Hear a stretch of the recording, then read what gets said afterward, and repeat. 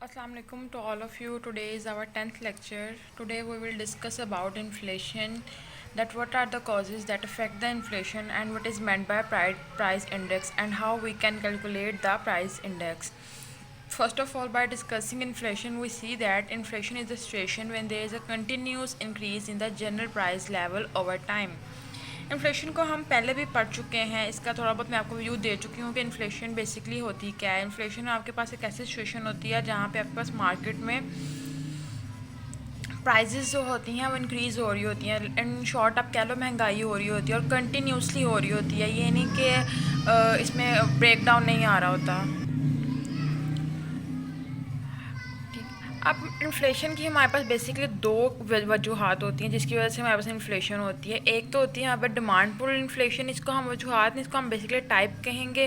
ठीक है कि एक डिमांड पुल इन्फ्लेशन होती है, एक कॉस्ट पुल इन्फ्लेशन होती है। एक जो डिमांड की वजह से, डिमांड के इंक्रीज़ होने की वजह से इन्फ्लेशन इंक्रीज़ होती है, ठीक है, उसको हम कहेंगे डिमांड पुल इन्फ्लेशन। और जो कॉस्ट चीज़ों को बनाने में जो एक्सपेंसेस हमारे पास ज़्यादा हो रहे हैं उनकी वजह से जो इन्फ्लेशन होती है उसको हम कहेंगे costful inflation. Costful inflation basically हमारे पास होती है कैसे, जब चीज़ें महंगी बनेंगी हमारे पास, हमें रॉ मटेरियल ही महंगा मिलेगा तो डेफिनेटली हम चीज़ों को मार्केट में ज़्यादा प्राइसेस पे सेल आउट करेंगे। जब ज़्यादा प्राइसेस पे सेल आउट करेंगे तो ऑटोमेटिकली मार्केट में इन्फ्लेशन क्रिएट होगी। जबकि डिमांड पुल इन्फ्लेशन हमारे पास क्यों होती है, फर्स्ट इसकी रीज़न है इंक्रीज़ इन मनी सप्लाई, कि जब हमारे पास मार्केट में, हमारी इकॉनमी में सप्लाई मनी की ज़्यादा हो जाती है, ठीक है, मतलब हर एक के पास पैसे हैं। जब हर एक के पास पैसे हैं तो लोग जो हैं वो चीज़ों की ज़्यादा डिमांड करेंगे। जब डिमांड बढ़ेगी तो ऑटोमेटिकली जो प्रोड्यूसर है वो सप्लाई इंक्रीज़ कर देगा। जब सप्लाई इंक्रीज़ होगी तो प्राइजेस इंक्रीज़ हो जाएंगी,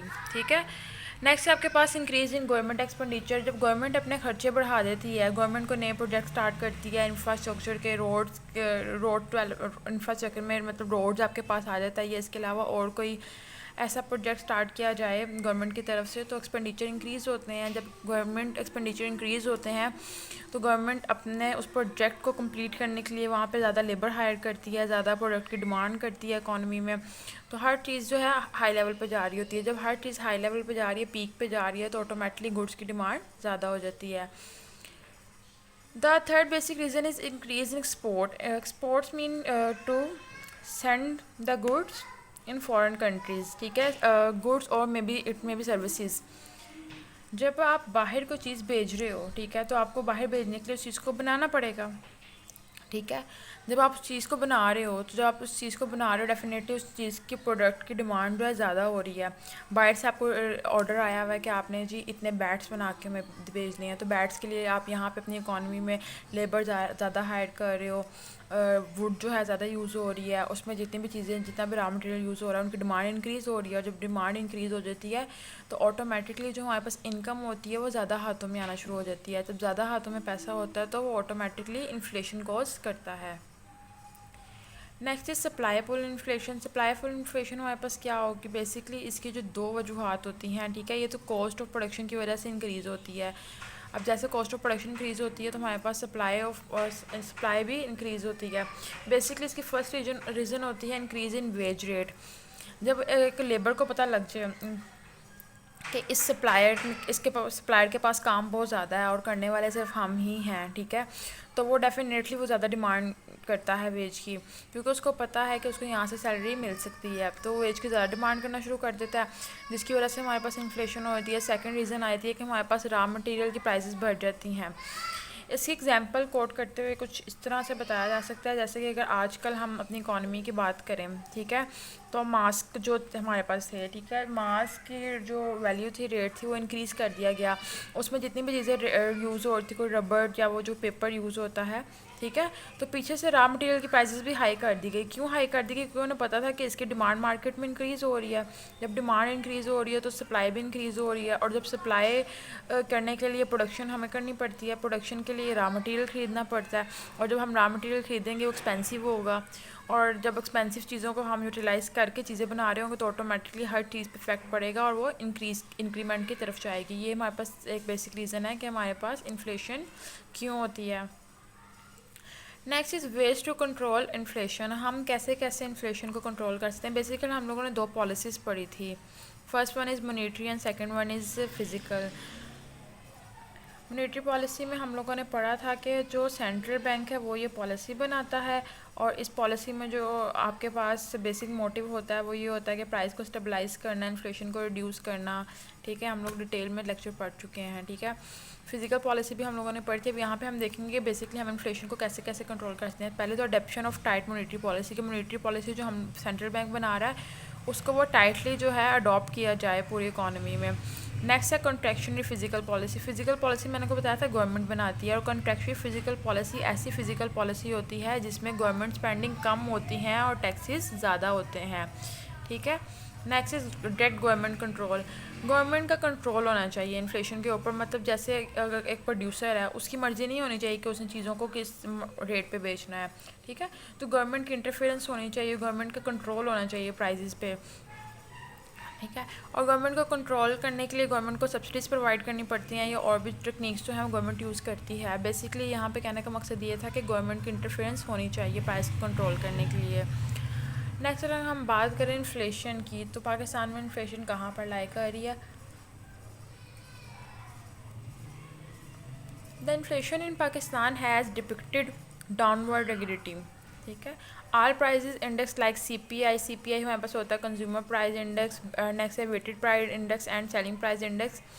ये सारे हमारे पास विटनेसेस हैं। हम लोग ये जो इंडेक्स है हमारे पास ये यूज़ किए जाते हैं प्राइजेस को मेजर करने के लिए। हम लोग देखते हैं हमारी इकॉनमी में प्राइजेस कहाँ लाइक कर रही हैं। अगर हम CPI की बात करें तो हमारे पास जो राउंड इन्फ्लेशन उसमें आती है, हम लोगों ने मार्च में देखी कि 19.1 आ रही थी। ठीक है, और इन्फ्लेशन हमारे पास फूड इन्फ्लेशन भी होती है कि फ़ूड में इन्फ्लेशन कितनी आ रही है, जैसे कि हमारे पास गुड्स की जो फूड की प्रोडक्शन है वो कितनी ज़्यादा किस लेवल पर जा रही है, और नॉन फूड प्रोडक्शन भी यहाँ पर गिवन है।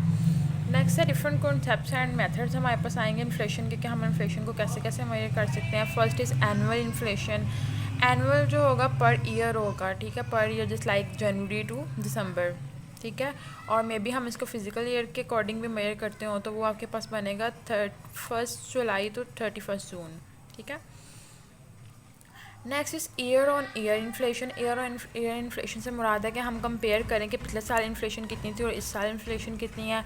मंथ ऑन मंथ पिछले मंथ कितनी थी, इस मंथ कितनी है, या इस मंथ कितनी इंक्रीज़ हुई है as compare to last month. तो इसमें आपके पास कंपैरिजन आता है। Next is monthly year on year inflation. ठीक है, अब मंथली ईयर ऑन ईयर का इन्फ्लेशन है कि हम लोग इस साल के मार्च को अगले साल के मार्च की इन्फ्लेशन से कंपेयर करें। ठीक है, next is quarterly inflation. Quarterly inflation कहेंगे कि हमारे पास क्वार्टर कहते हैं बेसिकली चौथाई को, चौथा हिस्सा जो आपके पास होता है। ठीक है, चौथा हिस्सा जो होता है आपके पास। अब चौथा हिस्सा कैसे बनेगा, जस्ट लाइक आपके पास साल में 12 महीने होते हैं, तो 12 को अगर हम हाफ़ करें तो 3 4 या 12, तो मतलब आपके पास जो चौथा हिस्सा बनकर आ रहा है वो 4 है, कि 4 माह का जो आप क्वार्टर बनाओगे, सॉरी 3 माह का आपके पास क्वार्टर बनेगा उसका हिस्सा। Next is consumer price index. Consumer price index क्या होता है, बेसिकली इसको हम कहते हैं CPI। ये हमारे पास एक इंडिकेटर होता है जो कि मेजर करता है कि हमारी इकॉनमी में इन्फ्लेशन कहाँ पर लाई कर रही है। बेसिकली ये मेजर करता है हमारे पास cost of buying a representative fix basket of goods and services generally indicates inflation rate in the country. Let's suppose आपके पास एक फ्रूट्स की बास्केट है। ठीक है, फ्रूट की बास्केट है। ठीक है, उसमें गुड्स भी हैं, सर्विसेज भी हैं। आपके पास जैसे एक बास्केट है, उसको फिक्स बास्केट की प्राइस है, उस बास्केट की प्राइस क्या है। ठीक है, उस बास्केट की प्राइस डिसाइड करेगी कि हमारी कंट्री में कितनी इन्फ्लेशन है। Coverage of cities and selection of market. अगर हम बात करें तो हम लोग यहाँ पे सर्वे लिया हुआ है जिसमें 35 जो हैं शहरी इलाके जो हैं, अर्बन कंट्रीज़ जो हैं कवर आउट की गई हैं upon the size of city. इनमें से 1 से जो 13 कंट्रीज़ हैं वो सिलेक्ट की गई हैं हमारे पास। ठीक है, जिसमें से हम लोगों ने प्राइस की मेजरमेंट करनी है, जिसमें से हम लोग वॉल्यूम ऑफ सेल देखेंगे कि हमारे पास सेल्स कितनी हो रही हैं इन मार्केट्स में। उसके बाद हम लोग देखेंगे कि मेजॉरिटी ऑफ एम्प्लॉयज़ यहाँ पे जो इस एरिया में रहते हैं वो क्या काम कर रहे हैं और वो कितनी चीज़ें ख़रीदते हैं। ठीक है, तो नंबर ऑफ़ मार्केट जो थी कवर जो थी 35 सिटीज़ हमारे पास की गई थी, वो हम देखेंगे कि उसका CPI कैसे आता है। यहाँ पर आपके पास वो सारी लिस्ट गिवन है। ठीक है। अब लाहौर में हम लोगों ने बेसिक देखा कि हमारे पास 7 मार्केट्स हैं। टोटल कंट्री से हम सिटीज़ 35 कवर की हैं, लेकिन जो हमारे पास रिजल्ट्स आए हैं, टोटल मार्केट्स जो हम लोगों ने की हैं, ये 35 सिटीज़ में से टोटल मार्केट्स जो ली हैं वो 71 है। यहाँ पे आपको ये सारा डिटेल गिवन है। लाहौर 7 लिए हैं, लाहौर से फैसलाबाद से 2, और ये बेसिक मार्केट्स वो हैं जहाँ पे हमारे पास सेलिंग एंड बाइंग ज़्यादा है। जस्ट लाइक अगर हम बात कर लें लाहौर में, तो उर्दू बाज़ार हो गया, नारकली, इशरा, इस तरह के जो मार्केट्स हैं उनको कंसीडर किया गया है। 35 कंट्रीज़ की लिस्ट यहाँ पे आपके पास गिवन है, ठीक है। इन 35 कंट्रीज़ में हम लोगों ने 71 मार्केट्स को कवर डाउन किया है। इसमें हम लोगों ने देखा कि इनकम ग्रुप्स कौन से हैं और ऑक्यूपेशंस कौन कौन से हैं, यहाँ पे क्या क्या काम किया जा रहा है। तो ये जो सर्वे है आपके पास बेसिकली 2002-2001 का है। इसमें हम लोगों ने देखा कि जो लेबर है, ठीक, लेबर की जो सैलरी है वो मोस्टली जो है 3000 से अबव है, ठीक है। हम लोगों ने अपने क्राइटेरिया बना लिया। अब हम लोगों ने क्राइटेरिया में देखना है कि कितना लेबर कहाँ लाई कर रहा है, या तो 3000 से अबव है, या 3001 to 5000 है, या 5001 to 12000 है, या अबव देन 12000 है। ये 4 कैटेगरीज हम लोगों ने बना ली। इस कैटेगरीज में हम देखेंगे कितना कितना लेबर काम कर रहा है, उसके अकॉर्डिंग हम इन्फ्लेशन को मेजर करेंगे। जब हम लोगों ने कैटेगरीज बना ली तो हमारे पास कुछ वेटेज निकली है। हम लोगों ने उनको चीज़ों को नेक्स्ट आइटम्स में डिस्ट्रीब्यूट कर दिया। जो 71 मार्केट्स हम लोगों ने ली हैं उसमें हम लोगों ने देखा है कि 374 आइटम्स जो हैं बाय हो रही हैं, बाय और सेल हो रही हैं, ठीक है। उसमें गुड्स भी हैं और उसमें सर्विसेज भी हैं। तो उनकी जब हम लोगों ने बेसिकली जब लिस्ट डाउन किया उनको, तो उसकी यहाँ पे आपके पास लिस्ट आ गई। बेसिकली हम लोग यहाँ पे देखेंगे ये कि हमारे पास इन्फ्लेशन आ कैसे रही है। अब यहाँ पे हम लोग मंथली इन्फ्लेशन जो है फ्रिक्वेंसी डाटा शो कर रहे हैं। आप लोगों ने अगर स्टैट्स पढ़ा हो तो आई थिंक आपको ये ज़्यादा क्लियर हो जाएगा। आप लोगों ने इंडेक्स नंबर का एक चैप्टर किया होगा क्लियर।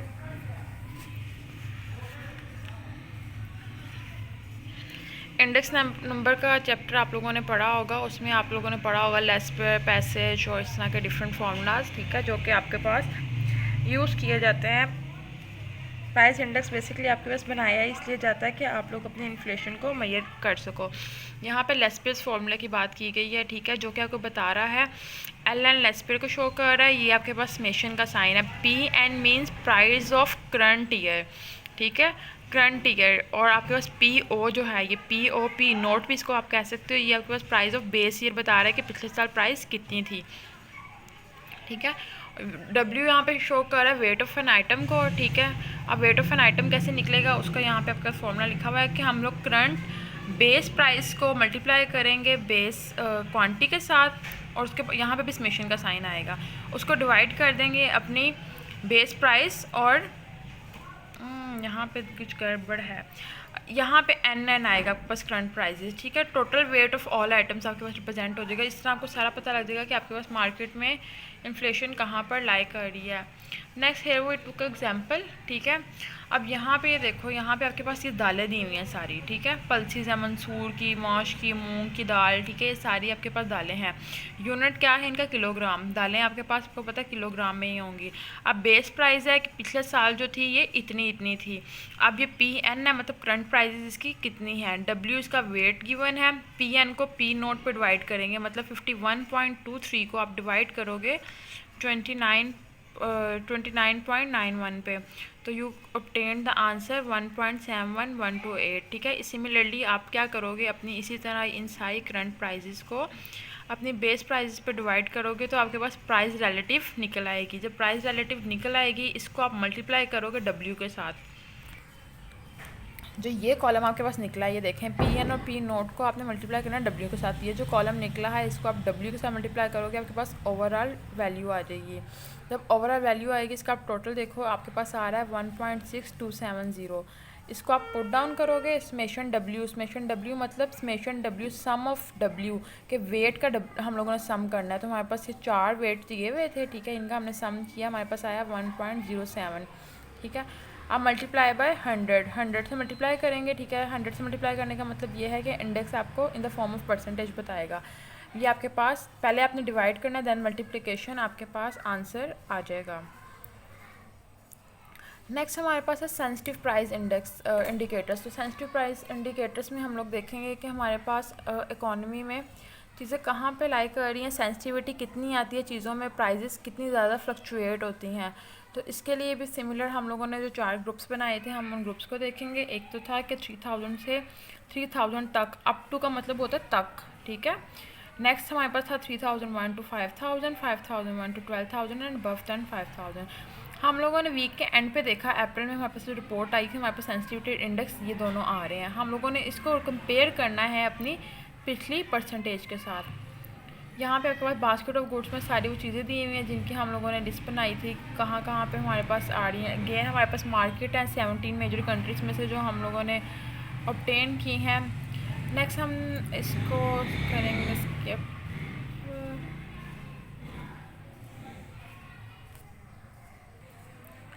नेक्स्ट जो हम लोगों ने टॉपिक पढ़ना है that one is GDP deflator. अब जीडीपी डिफ्लेटर क्या होता है? GDP stand for gross domestic product. और जीडीपी हम लोगों ने फर्स्ट लेक्चर में पढ़ा था कि हमारे पास होता क्या है कि आपकी इकोनॉमी में टोटल कितने गुड्स और सर्विसेज प्रोड्यूस हो रहे हैं, ठीक है।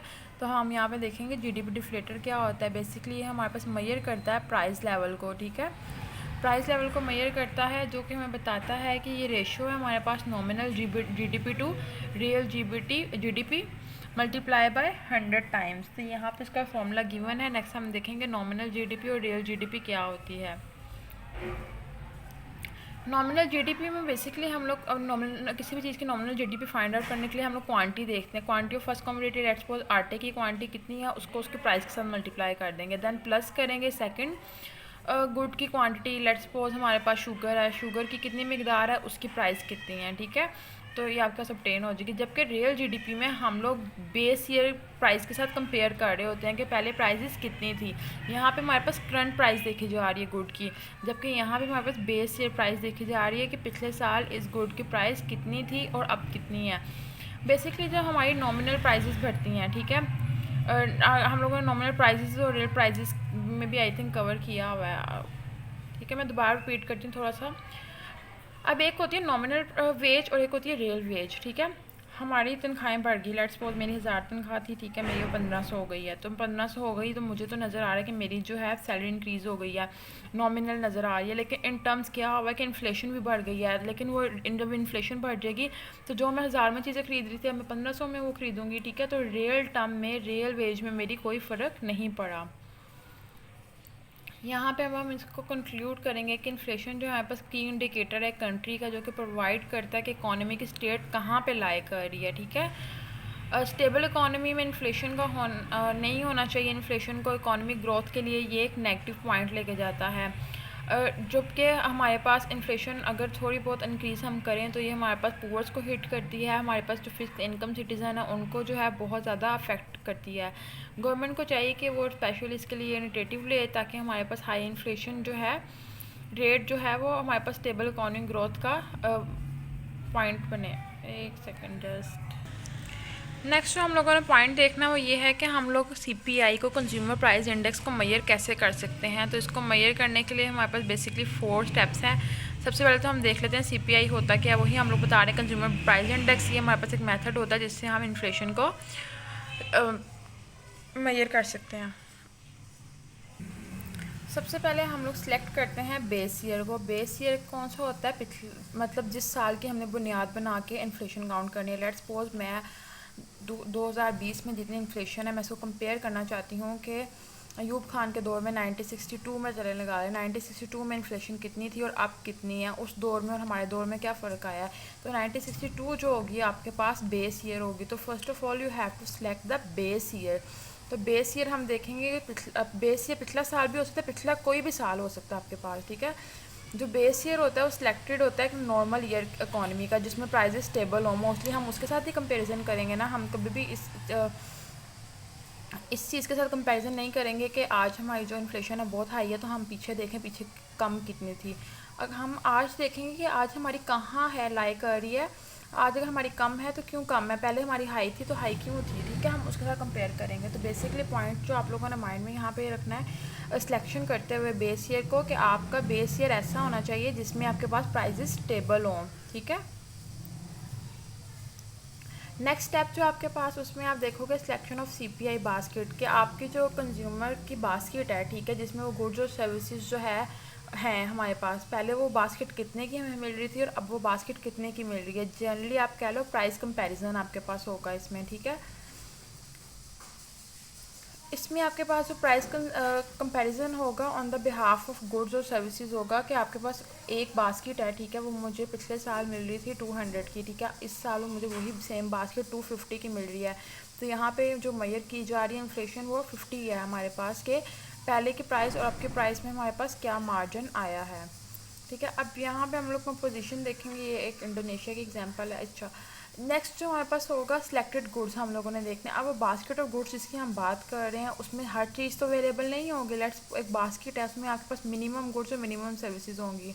आप पहले उन गुड्स को सिलेक्ट करोगे, उनकी प्राइजेस देखोगे पहले कि पिछले साल उसकी प्राइजेस क्या थी, अब उसकी प्राइजेस क्या है, उसके अकॉर्डिंग जो है आप इसको कंप्यूट करोगे। इसको कंप्यूट करने का फॉर्मूला ये होगा, करंट इंडेक्स नंबर हम लोगों ने निकालना है, इस ईयर की बात करनी है। तो हम लोग क्या करेंगे, करंट ईयर प्राइस की इस साल प्राइस कितनी है। लेट्स सपोज मैं एक एप्पल की बात करती हूँ, ठीक है, मैंने एप्पल का इंडेक्स फाइंड आउट करना है। करंट ईयर प्राइस एक एप्पल आज 10 रुपये का आ रहा है, पहले वो कितने का आ रहा था, 8 रुपीज़ का। तो मैं 10 को 8 से डिवाइड करके मल्टीप्लाई बाय 100 कर दूँगी, तो मुझे मेरे पास वैल्यू आ जाएगी। बेस ईयर इंडेक्स जो होता है हमेशा 100 के इक्वल होता है, ठीक है। अब यहाँ पे देखो डिफरेंट आइटम्स ली हुई हैं, फूड है, एप्रल है, मेडिकल केयर, ट्रांसपोर्टेशन, इन सब गुड्स की आपके पास करंट ईयर इंडेक्स आपको निकाल के बताया हुआ है। करंट ईयर इंडेक्स कैसे निकल रहा है, आपने करंट प्राइस को बेस प्राइस से डिवाइड करना है, देन मल्टीप्लाई बाय 100। अगेन ये देखो यहाँ पे उसने लिखा भी हुआ है, करंट ईयर को उसने 2 से शो किया हुआ है, बेस ईयर को 1 को 2 डिवाइडेड बाय 1 मल्टीप्लाई बाय 100, ठीक है। तो सिंपल आपके पास जो फॉर्मूला भी हम लोगों ने पढ़ा है कि current price year divided by base price year multiply by 100।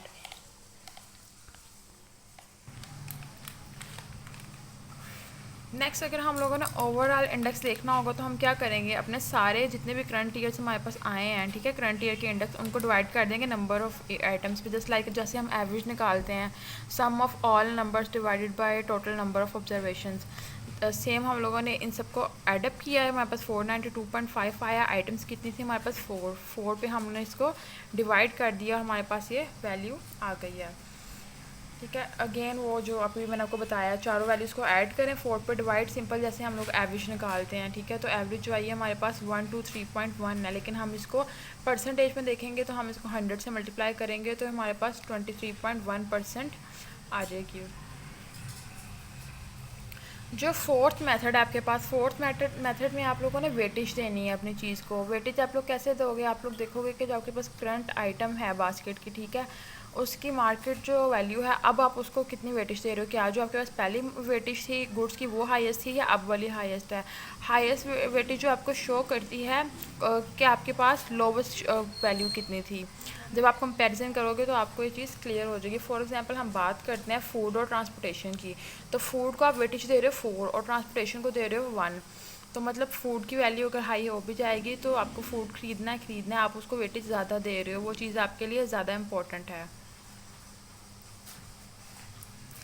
Gain एक एग्जांपल ली हुई है, इसमें जस्ट आपके पास वेट ऐड कर दिया गया, वेट दिया गया चीज़ों को कि आप सिंपल यहाँ तक वही काम है जो भी हम लोगों ने लास्ट देखा है, ठीक है, वेट दे दिया गया। सबसे इंपॉर्टेंट मेरे लिए क्या है, फूड, क्योंकि मैं खाऊंगी नहीं तो मैं ज़िंदा नहीं रह सकती। नेक्स्ट मेरे पास इंपॉर्टेंट है ट्रांसपोर्टेशन, ठीक है, सॉरी फर्स्ट नंबर पे आपके पास है मेडिकल केयर, रिवर्स में हो गया। फर्स्ट में आपके पास है मेडिकल केयर, मेडिकल केयर आपके पास बहुत इंपॉर्टेंट है, जब तक आपके पास मेडिकल केयर नहीं होगी आप ज़िंदा नहीं रह सकते। सेकंड वन आपके पास ट्रांसपोर्टेशन है, थर्ड अप्रैल और फोर्थ ये उसकी अपनी मर्ज़ी से उसने उसको किया है, लेकिन अगर हम करते तो डेफिनेटली हम लोग पहले मेडिकल केयर होता, नेक्स्ट फूड होता, देन ट्रांसपोर्टेशन। जब आपके पास वैल्यू वर्थ आ जाएगी तो आप इसको वेटेज देने के लिए अपना जो आप लोगों ने क्राइटेरिया डिसाइड किया, ये फिक्स नहीं है, क्राइटेरिया खुद डिसाइड किया जाता है चीज़ों के इंपॉर्टेंस को देखते हुए, ठीक है। तो आप इस क्राइटेरिया को मल्टीप्लाई करोगे, 160 multiply by 4 640, next 3 multiply by 140 420, ये सारा आपके पास क्राइटेरिया आ जाएगा। आप वैल्यू को डिवाइड कर दोगे अपने टोटल वेटेज से। टोटल वेट कितना है आपका 4 3 7 1 8 एंड 9 10, 10 से आप डिवाइड करोगे जस्ट लाइक सिंपल जैसे एवरेज निकालते हो, तो ये आपके पास निकल के आएगा वेटेड सीपीआई। वेटेड सीपीआई से मुराद है कि आप लोग कितनी चीज़ों को कितने वर्थ दे रहे हो और उसके अकॉर्डिंग आप देखोगे कि आपकी इन्फ्लेशन कहाँ पर लाई कर रही है। नेक्स्ट वही अगेन जो अभी पीछे हम लोगों ने देखा है, ठीक है। यहाँ पे आपके पास ये सारे फार्मूलाज गिवन हैं कि आप वैल्यू कैसे कैसे निकाल सकते हो। करंट ईयर कैसे निकालेंगे, सिंपल, ये भी हम लोगों ने देख लिया। वेटेज भी देख लिया, इन्फ्लेशन भी देख लिया है, change in value of money रह गया।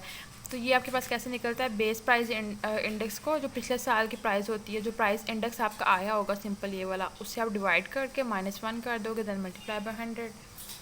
सिंपल मैथ की कैलकुलेशंस है। यहाँ पे आपके पास बताया हुआ है कि आप CPI को कैलकुलेट कैसे करोगे। सिंपल एक एक एग्जांपल ली हुई है CPI की, ये आप खुद देखेंगे। अगर कोई इशू हो you may concern me. Next ये जो आपके पास, वेट अ मिनट, नेक्स्ट ये आप लोगों के पास असाइनमेंट है, ठीक है। आप लोगों को मैं पिक्चर भी इसके सेंड कर दूँगी, शेयर कर दूँगी। आप लोगों ने मुझे इसमें से ये सारी चीज़ें फाइंड आउट करके बतानी है। लास्ट पीछे आपने सारी चीज़ें देख ली हैं, फिर भी अगर आपको इशू होगा आप मुझसे डिस्कस कर सकते हो। आप लोगों ने इसमें से इन्फ्लेशन भी निकालनी है, ठीक है, और सारी चीज़ों को आप लोगों ने मैयर डाउन करना है। ओके, अल्लाह हाफ़िज़।